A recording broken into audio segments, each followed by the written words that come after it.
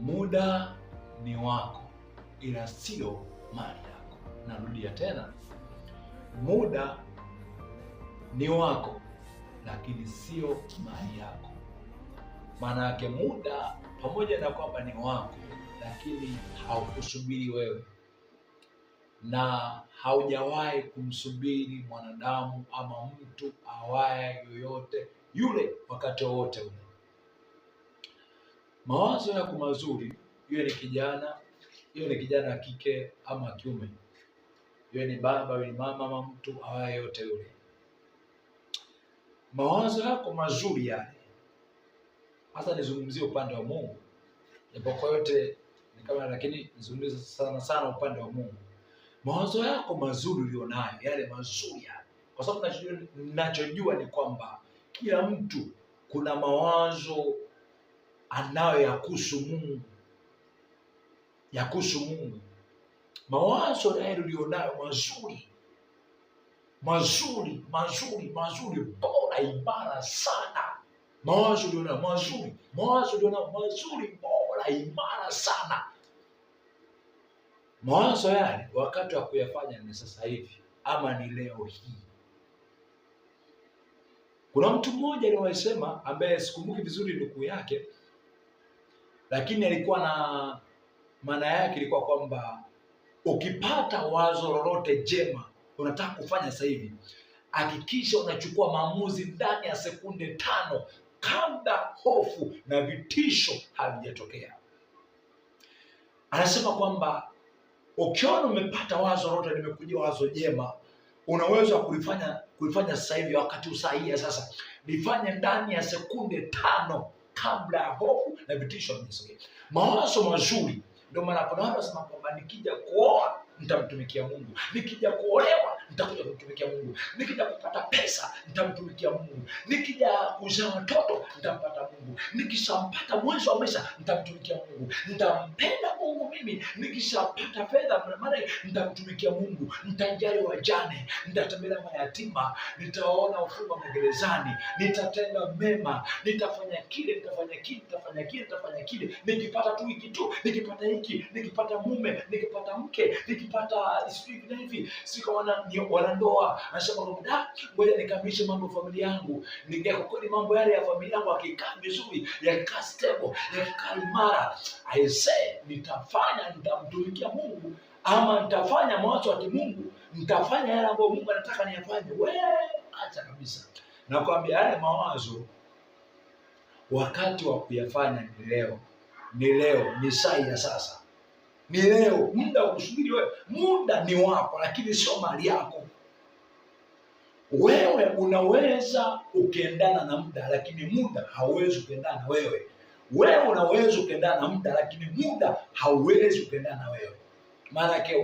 Maana ya kwamba muda ukusubiri wewe, haumsubiri mtu, haujawahi kumsubiri mtu awaye yote yule.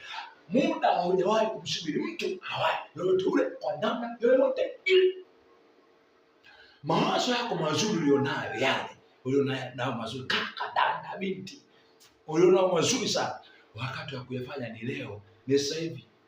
Kwa kama kuna mawazo yanakuja kwamba nikija kupata kile, ni uongo. Ukitaka kujua kama ni uongo, angalia.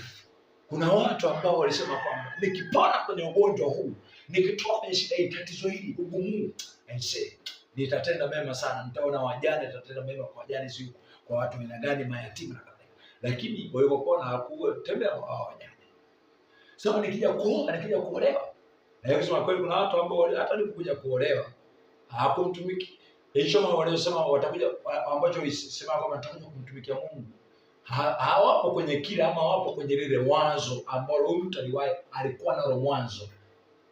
Kuna watu wanasema kwamba nikipata pesa, kuna watu ambao wana pesa lakini sio kwamba ni wema sana. Sio kwamba ni wema sana. Hamna. Hamna. Sisemi kwamba hapo, lakini wachache sana. Lakini wewe mbuyu gani? Mbuyu haujawahi kukua kwa siku moja. Kwa sababu uwezo kusema kwamba nikipata kile na kile nitakuwa mwema sana. Alimwandamu kichacho hicho nacho ukitumia kutenda mema. Hicho ni kitu ambacho hakiwezekani. Maana kuna watu wanasema kwamba Mbuyu ulianza ulikuwa kama mchicha, kwa maana na kwa lugha ya kwamba ndoto yako tunaijua ukiwa mdogo. Sema aisee, huyu mdogo atakuwa mchezaji mpira, huyu mdogo atakuwa hivi na hivi na hivi, unaanza kumwona ukiwa mdogo. Lakini unasema ukija kuwa na pesa tu utakuwa mwema? Hamna, hapana. Wapo wenye pesa tu huko, wengi wao wana roho mbaya tu, makatili kwa wafanyakazi wao, hasa kwa wafanyakazi wao. Hawajali wafanya, kama wafanyakazi wanajali sana kimshahara chenyewe cha kuungaunga, si hivi na hivi, hamna. Kwa hakuna kitu ambacho kinakufanya wewe mpende Mungu. Wazo lako zuri ama bora imara ulilonalo hasa kuhusu Mungu, ambao unakwambia kuna kitu unakwambia, nikipata kuwa na nikija kuwa na mke, nikija kuwa na pesa nitafanya hivi, nitakuwa mwema, nitaona majani. Wazo lako ulilonalo anzia sasa hivi. Umesikia? Biblia inasema kwamba aliye mwaminifu kwa dogo atakuwa mwaminifu kwa kubwa pia. Yaani kwamba kama sio mwaminifu kwa kidogo, hata kikija kikubwa hauwezi kuwa mwaminifu.